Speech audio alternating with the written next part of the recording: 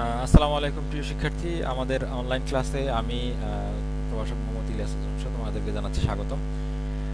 আমাদের আজকের ক্লাসটি হচ্ছে একাদশ শ্রেণীর স্টুডেন্টদের উদ্দেশ্যে এবং আজকের আলোচনায় আমরা আমাদের বইয়ের তৃতীয় চ্যাপ্টার অর্থাৎ নাম্বার সিস্টেম নিয়ে আলোচনা করব এবং এই অংশে মেইনলি আমরা কনভার্সন নিয়ে কথা বলবো, বিভিন্ন যে এক নাম্বার সিস্টেম থেকে আমরা অন্য নাম্বার সিস্টেমে কিভাবে কনভার্ট করতে পারি। তো আমাদের আজকের ক্লাসটির আসলে এটা হচ্ছে একটা মানে সিকোয়েন্সিয়াল ক্লাস, অর্থাৎ একটা ক্লাস অফ মানে সিরিজ অফ ক্লাস। আজকের অংশে আমরা হচ্ছে আমাদের পূর্ববর্তী আলোচনার পরের অংশ নিয়ে কথা বলবো, অর্থাৎ আমরা আজকে বাইনারি ডেসিমাল থেকে বাইনারি, তারপরে হচ্ছে যে হেক্সাডেসিমাল, অক্টাল, এগুলোতে কিভাবে কনভার্ট করতে হয়, তারপরে হচ্ছে একই সাথে বাইনারি থেকে কিভাবে ডেসিমালে আসা যায়, এই ধরনের কনভার্সনগুলো নিয়ে মেনলি কথা হলো। পরবর্তী অংশে আমরা যদি সময় পাই আমরা আরো ডিপে যাওয়ার চেষ্টা করবো আলোচনার। তো চলো আমাদের আজকের ক্লাসের আলোচনায় চলে যাই।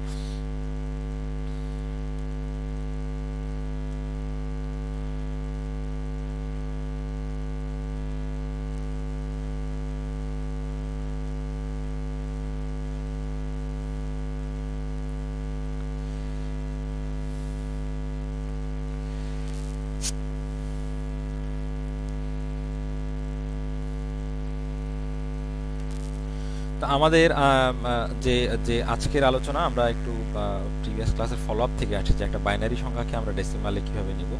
তাহলে সেটার জন্য আমাদের কি করতে হবে, যে স্থানীয় মানগুলো নিয়ে হচ্ছে আমাদের কাজ করতে হবে, যেটা আমি প্রিভিয়াস লেকচারে বলে আসছিলাম। যে স্থানীয় মান কি হবে, যে আমাদের কাউন্ট করতে হবে এইভাবে, যে two to the power 0, two to the power 1, two to the power 2, two to the power 3, এইভাবে কাউন্ট করতে হবে। এখন টু টু দি পাওয়ার কেন বলতেছি, কারণ সংখ্যাটা হচ্ছে বাইনারি, যার বেস হচ্ছে 2। তাহলে সেক্ষেত্রে আমাদেরকে দুই ভিত্তিক চিন্তা করতে হবে। তা আমাদের কি করতে হবে, যে এখানে যে পজিশনে যে অবস্থান করছে তার সাথে ওই পজিশনের ভ্যালু দিয়ে গুণ করতে হবে, যোগ করতে হবে পরবর্তী ভ্যালুর সাথে, এভাবে করে করে ফুল সিরিজের হচ্ছে আমাদেরকে মান নিয়ে আসতে হবে। তো আমরা যে সংখ্যাটা এখানে দেখতে পাচ্ছি, আমরা এর পজিশনাল ভ্যালুগুলা একটু মনে রাখার জন্য এভাবে বলবো, যে যদি আমাদের যদি 2 অঙ্ক বিশিষ্ট সংখ্যা হয় তাহলে হাইয়েস্ট পজিশন হচ্ছে মানে 1, যদি 3 অঙ্ক বিশিষ্ট হয় তাহলে হবে 2, 4 অঙ্ক বিশিষ্ট তাহলে হবে 3। মানে আমাদের যে কয়টা পজিশন সে দখল করবে তার পজিশনাল ভ্যালু হবে তার চেয়ে 1 কম, কারণ পজিশন কাউন্ট শুরু হয় হচ্ছে 0 থেকে।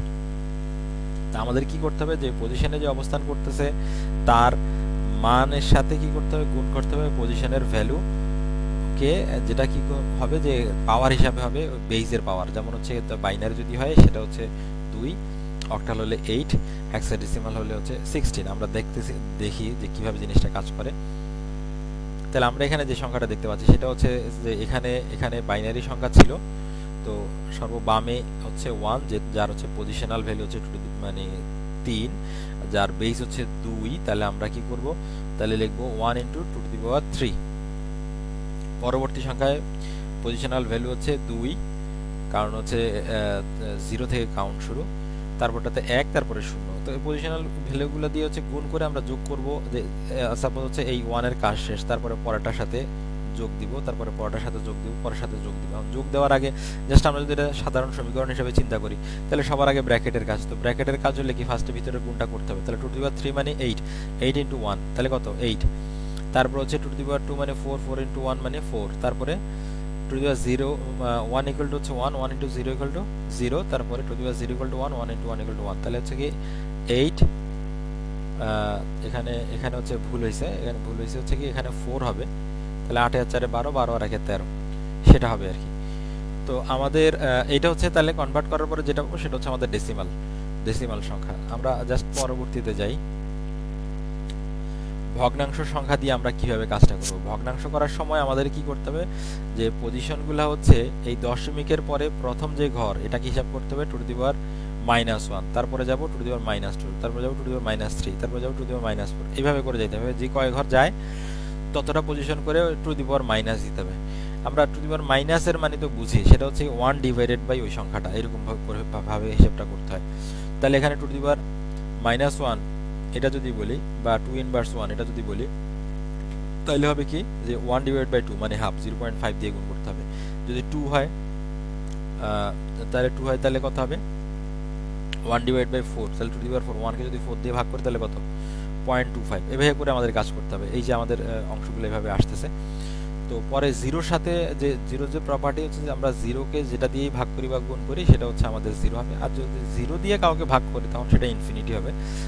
তো এরকম সিচুয়েশন আমাদের ক্রিয়েট হওয়ার কোনো সম্ভাবনা নাই ইনফিনিটি সিচুয়েশন কনভার্সনের সময়। তো আমরা জাস্ট হচ্ছে যে ভ্যালুগুলো যেটা আমি বলতেছিলাম যে যে যদি 1 কে 2 দ্বারা ভাগ করি তাহলে অর্থাৎ হচ্ছে একটা জিনিসকে 2 ভাগ করলে 50% করে পাওয়া যাবে, 4 ভাগ করলে 0.25, তারপরে 16 ভাগ করলে 0.0625। তো এখন হচ্ছে যে এইসবকে যদি আমরা একসাথে যোগ করি তাহলে আমরা পাচ্ছি 0.1825। এটা হচ্ছে আমার ডেসিমাল অংশ। তো আমরা হচ্ছে যে এরকম ভাবে হচ্ছে আমরা কাজ করব। তাহলে এখানে যেটা বোঝার বিষয় সেটা হচ্ছে আমরা পূর্ণ অংশে হচ্ছে যে প্রথম পজিশনটা হচ্ছে 0 থেকে শুরু করব এবং যত বাম দিকে আমরা যাব সে 1 করে হচ্ছে বাড়বে। আর দশমিকের সময় হচ্ছে যে ভগ্নাংশের সময় হচ্ছে আমরা -1 থেকে শুরু করবো এবং -2 -3 এভাবে করে জিনিসগুলো যাবে। 8 এর ক্ষেত্রেও সেম, 16 এর ক্ষেত্রেও সেম, বেস যাই হয় না কারণ আমরা এখানে আরেকটা एग्जांपल দেখতে পাচ্ছি যেখানে হচ্ছে যে বাইনারি সংখ্যাটা হচ্ছে 11110 দশমিক হচ্ছে 001 এভাবে পড়া যাবে না, যেহেতু বাইনারি সংখ্যা পড়তে হবে হচ্ছে 1111 কারণ হচ্ছে যে আমাদের বাইনারিতে ওই 11000 বলার সুযোগ নেই। আমরা যখন 11000 বলবো তখন সেটা ডেসিমাল হয়ে যাবে। আচ্ছা, আমরা এখানের মধ্যে যেটা দেখাচ্ছি সেটা হচ্ছে যে আমরা জাস্ট ক্যালকুলেশনে আসার আগে নিজেদের তোমাদের কাছ থেকে অ্যাজাম্পশন নিতে পারি। সেটা হচ্ছে এখানে 0 এর স্থানের মানে স্থানীয় মান কত, টু দি পাওয়ার 0। এখানে হচ্ছে 1 2 3 4, তাহলে এখানে যেহেতু 5টা ডিজিট তাহলে হাইয়েস্ট স্থানীয় মান হবে 4। আর পয়েন্টের পরে এখানে স্থানীয় মানগুলো এভাবে হবে, টু দি পাওয়ার -1 -2 -3। তাহলে আমাদের টোটাল মানগুলো হবে যে এরকম হবে যে 1 × two the power 4 plus 1 × two the power 3 plus 1 × two the power 2 plus 1 × two the power 1 plus 0 × two the power 0 plus হচ্ছে 0 ইনটু এইবার এই অংশে অর্থাৎ 0 এর জন্য টু দি পাওয়ার -1, তারপর এখানে 0 × টু দি পাওয়ার -2 -3। ভ্যালুগুলো হচ্ছে যে এরকম করেসপন্ডিং ভ্যালুগুলো, তারপর আমরা যদি যোগ করি তাহলে মানটা পাবো হচ্ছে এটা। ঠিক আছে, আমরা এখানে যে ক্যালকুলেশনের যে জায়গাটা, তোমরা তো ক্যালকুলেশন মানে ক্যালকুলেটর ইউজ করার পারমিশন যেহেতু আছে, এটা তোমরা বাকিটা ক্যালকুলেটরে ইউজ করতে পারো যদি তোমরা ভ্যালুটা বসাও। কিন্তু আবার অনেকে প্রোগ্রামেবল ক্যালকুলেটরে চেপে একটা আনে হচ্ছে যে রেজাল্ট নিয়ে আসে, এক বাটন চাপে, সেভাবে হবে না, আমাদেরকে লাইন বাই লাইন অঙ্ক করে দেখাইতে হবে। তো আমরা এখন হচ্ছে বাইনারি সংখ্যাকে অক্টাল সংখ্যায় রূপান্তরটা দেখব। বাইনারি সংখ্যাকে যদি অক্টাল সংখ্যায় রূপান্তর করতে হয় তাহলে সেক্ষেত্রে আমাদেরকে প্রথমে অক্টালের ডিজিটগুলো জানতে হবে, সেটা হচ্ছে কি 0 থেকে 7 পর্যন্ত। ঠিক আছে, তো এখন আমাদের কি করতে হবে যে যখন নাকি বাইনারি সংখ্যাকে অক্টালে রূপান্তর করতে হলে পূর্ণ সংখ্যার ডান দিক থেকে বাম দিকে এবং ভগ্নাংশ সংখ্যার বাম দিক থেকে ডান দিকে প্রতি 3 বিট একত্রে নিয়ে ছোট সংখ্যা গঠন করতে হবে। ঠিক আছে, মানে বাইনারি সংখ্যার ক্ষেত্রে কি করতে হবে, পূর্ণ অংশের জন্য কি করতে হবে যে ডান থেকে বাম দিকে নিতে হবে, আর ভগ্নাংশ ক্ষেত্রে বাম থেকে ডান দিকে হচ্ছে 3 ঘর করে 3টা বিট করে আলাদা করতে হবে, আলাদা করে ওই 3 বিটের মান বের করে আনতে হবে, যেটা আমরা এখানে দেখাইছি যে 3 বিটের মান যদি 000 হয় তাহলে 0, 001 হইলে 1, 010 হইলে 2, 011 হইলে হচ্ছে 3, 100 হইলে 4। এই যে মানগুলা দেওয়া আছে এই মানগুলো হচ্ছে মনে রাখতে হবে। আবার অনেকে করে কি টোটালি মান মনেই রাখে না, কারণ বাইনারি ভ্যালুগুলো টু দি পাওয়ার করে যেটা হয় সবসময় মনে রাখতে হবে 1, তারপরে 2, তারপরে 4। তো 1 2 4 যোগ করলে যে কয়টা 1 আছে সে কয়টা মান তুমি কাউন্ট করবা। যেমন হচ্ছে দ্বিতীয়টার মধ্যে প্রথমটা তো মান 1, তাহলে 1, তাহলে দ্বিতীয়টার মধ্যে দ্বিতীয় মান হচ্ছে কত 2, তৃতীয়টার মধ্যে, অর্থাৎ তোমার এখানে মানে এইভাবে করে আমরা হিসাবটা করতে পারি আর কি। অর্থাৎ আমরা স্থানীয় মানের যে ক্যালকুলেশনটা করতেছিলাম সরাসরি এখানে চলে যাই। যেমন এখানের মধ্যে আমরা কি করতেছি যে এই ঘরের মধ্যে এসে সরাসরি, যেমন আমাদের এই 3 ঘর যদি হইতো, 3 ঘরের জন্য আমাদের ভ্যালু কত, 3 ঘরের জন্য টু দি পাওয়ার 2 পর্যন্ত হচ্ছে হিসাব আমাদের। আমি একটু অন্য জায়গায় যাচ্ছি।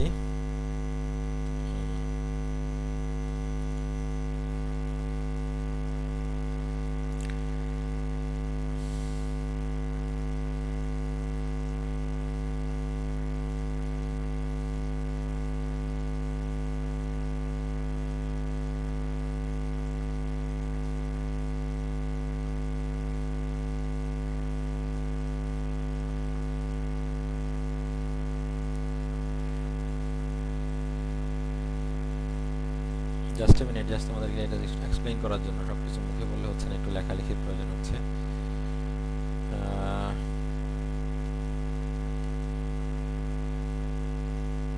ওকে, I think it's fine now. আচ্ছা যেটা বলতে যাচ্ছিলাম সেটা হচ্ছে বাইনারির কুইক হচ্ছে আমাদের ইয়ের জন্য, বাইনারির কুইক যে কনভার্সন সেটার জন্য, মানে মুখস্থ না করে সেটার জন্য আমরা কি করতে পারি, সেটার জন্য হচ্ছে আমি কি করব, আমার হচ্ছে যে বাইনারিতে ডিজিট কি কি আছে, বাইনারিতে ডিজিট আছে 0 এবং হচ্ছে 1, ঠিক আছে। বাইনারিতে তোমরা কি দেখতে পাচ্ছ কিনা, একটু বড় করে লিখি।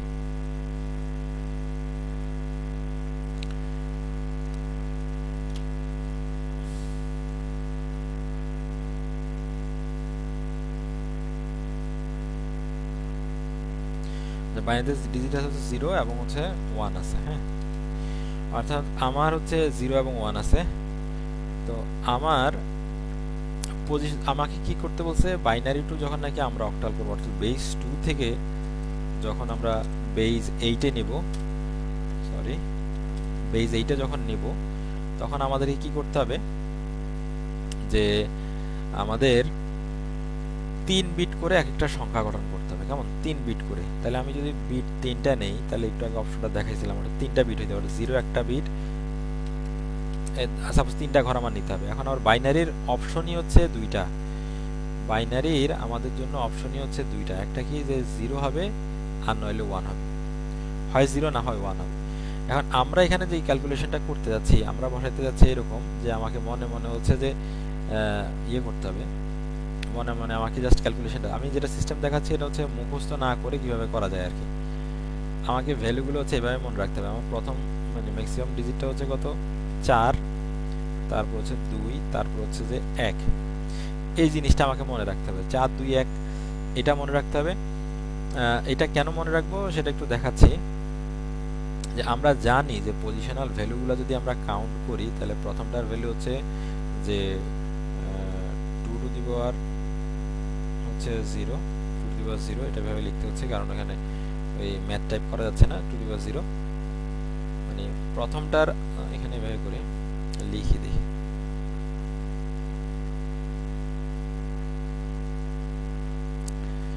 বড় বড় করে লিখি, মানে আমাদের হচ্ছে সংখ্যাগুলো হচ্ছে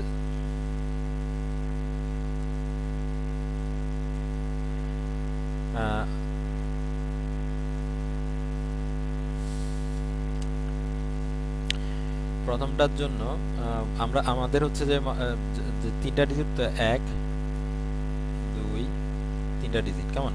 তো এখানের মধ্যে আমরা প্রথমটার ভ্যালু আমাদেরকে এইভাবে স্থানীয় মানগুলো হিসাব করতে হবে, 2 টু দি পাওয়ার 0, তারপর হচ্ছে 2 টু দি পাওয়ার 1, তারপর হচ্ছে 2 টু দি পাওয়ার 2। এখন এই 2 টু দি পাওয়ার 0 এর ভ্যালু কত আমরা জানি, আমরা সূত্র করে আসছি, সেটা হচ্ছে anything to the power 0 equal to হচ্ছে 1, এই সূত্রটা আমরা করে আসছিলাম। তো এই সূত্রটা যেহেতু করে আসছে, তাহলে আমাদের প্রথম ভ্যালুটা হচ্ছে 2 two the power 0 equal to হচ্ছে 1, দ্বিতীয় ভ্যালুটা দেওয়া আছে 2 two the power 1 equal to হচ্ছে 2, আর তৃতীয় ভ্যালুটা 2 two the power 2 equal to হচ্ছে 4। তা আমরা কি করতেছি, এইগুলা না লিখে আমরা সরাসরি মাথায় এটা রাখতেছি, সরাসরি এই লাইনটা হচ্ছে মাথায় রাখতেছি, যে কয়টা পজিশন সেই কয়টা পজিশনের জন্য হচ্ছে আমরা এই লাইনটা মাথায় রাখতেছি। যে সাপোজ আমার 3টা ডিজিট, তো তাহলে আমি সেটার জন্য মাথায় রাখতেছি হচ্ছে এইভাবে করে, যে আমাকে হচ্ছে যে সাপোজ হচ্ছে যে 0 0, তারপর হচ্ছে 0, 3 বিট নিয়ে আমাকে কাজ করতে হবে। তাহলে আমাকে মাথায় রাখতে হবে হচ্ছে এরকম করে, যে আমার কাছে ভ্যালু আছে 4, ভ্যালু আছে 2, ভ্যালু আছে 1, এই 3টা জিনিস হচ্ছে আমাকে মাথায় রাখতে হবে। তো এগুলো যদি মাথায় রাখি, তাহলে কুইক ক্যালকুলেশন কিভাবে করতে পারবো। যেটার ভ্যালু 0 হবে, সাপোজ যদি আমার হচ্ছে কোনো একটা সংখ্যা দেওয়া আছে, সাপোজ আমার ধরেন এটা হচ্ছে আমার সংখ্যা, তো এটা যদি দেওয়া থাকে, তাহলে আমার 0 যেহেতু আছে পজিশনগুলোতে, সংখ্যা যদি এটা 0 পজিশন হলে আমি কোনো মান নিব না, কারণ 0 দ্বারা আমি যাকেই গুণ করব মান কি হবে 0। আমার যখনই এর মধ্যে কোনোটা 1 থাকবে, তো ওই 1 এর বদলে আমি ওই মানটা কাউন্ট করব। সাপোজ হচ্ছে যে আমার যদি এই মানটা যদি 1 হয়, আমার এই মানটা যদি 1 হয়,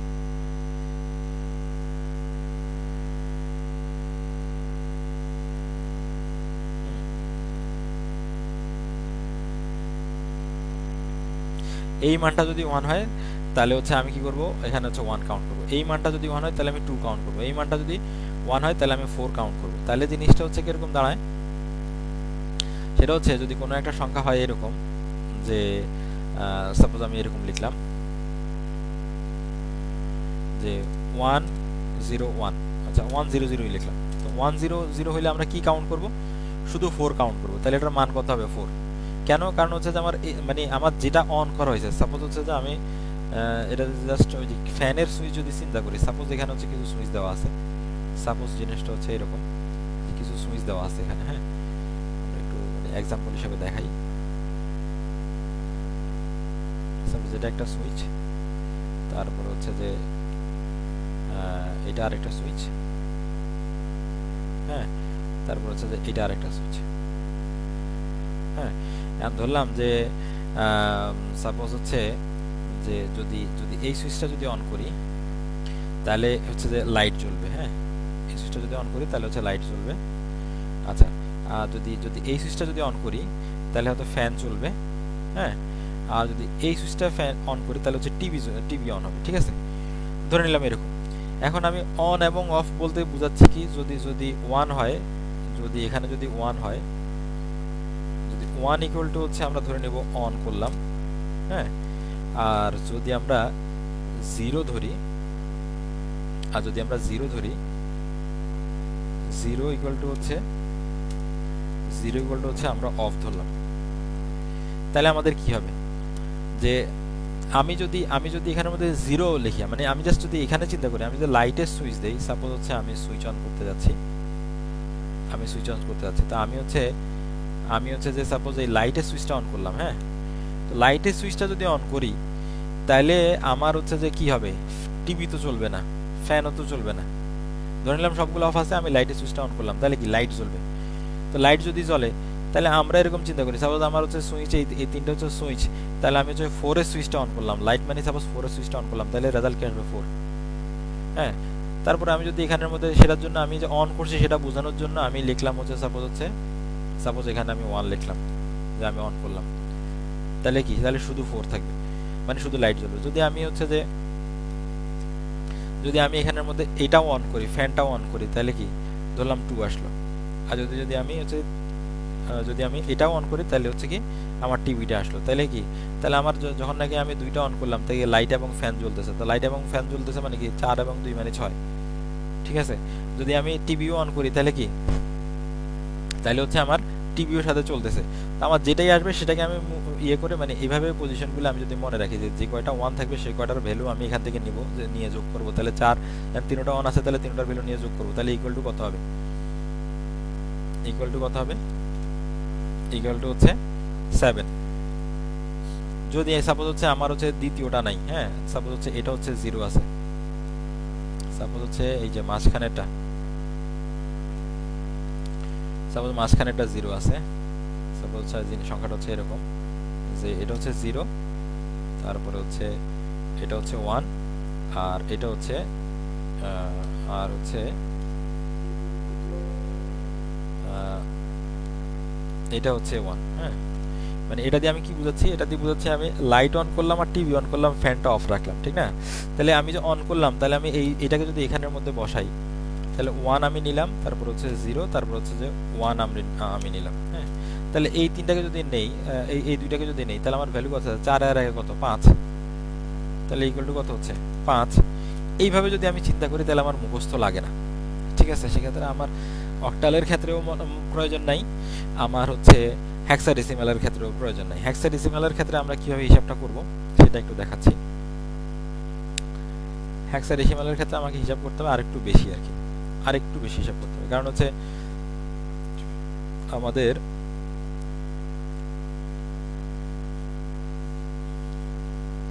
হেক্সাডেসিমালের ক্ষেত্রে যখন আমরা হিসাব আসছি তখন দেখাচ্ছি, হেক্সাডেসিমালের সময় আমাদের তখন লিখতে হবে কি 4টা ডিজিট, 1 2 3 4, 4টা ডিজিট হচ্ছে আমাদেরকে লিখতে হবে, কেমন। তো 4টা ডিজিট যদি লিখি তাহলে আমার জন্য ভ্যালু কিভাবে হবে, সবার বামে কত হবে 4 এর পরে 8, তারপর হচ্ছে 4, তারপর হচ্ছে 2, তারপর হচ্ছে 1, এই সংখ্যাগুলা আমাকে নিতে হবে, হ্যাঁ 4 বিটের ক্ষেত্রে। তো এই যে সবগুলো সংখ্যা যদি যোগ করে তাহলে 8 আর 4 12, 12 আর 2 14, 14 রাখে 15, তাহলে আমার হেক্সাডেসিমাল 15 পর্যন্ত হয়ে যাচ্ছে। তা আমরা সেম ধরনের চিন্তা করব, যাকে যাকে আমরা 1 পাবো তার সংখ্যা নিয়ে আমরা যোগ করে ভ্যালু চিন্তা করব। আমরা এবার সরাসরি স্লাইডে চলে আসি। তা আমাদের যে ইয়ে ছিল, যে তো আমরা আমরা এটা কি করতেছিলাম যে দশমিককে বাইনারি তখন চিন্তা করছিলাম। আচ্ছা, বাইনারি থেকে অক্টালের জায়গাটায় আসছে, যে বাইনারি থেকে অক্টালে নিতে গেলে তাহলে আমরা সেখানে আসতেছি যে আমরা কি করলাম যে যে যে সংখ্যা ছিল 101, তারপর হচ্ছে যে মানে 101, তারপর হচ্ছে 011, এই সংখ্যাটাকে দুইটা ভাগে ভাগ করলাম। হ্যাঁ, আমরা কি করলাম যে বাম থেকে ডান থেকে বাম দিকে হচ্ছে ভাগ করতে হবে পূর্ণ সংখ্যার ক্ষেত্রে। তো ভাগ করে নিয়ে তো পরে স্থানীয় মান নিচ্ছে। এখন এই স্থানীয় মান এই 101 এর জন্য মান কত হবে 5, আর 001 এর ক্ষেত্রে হবে 6। কেন? যে 4 আর 2 6, আর এখানে হচ্ছে 4 আর 1 5। তো এই মানগুলো নিয়ে আমার হচ্ছে অক্টাল সংখ্যা গঠিত হয়ে গেল।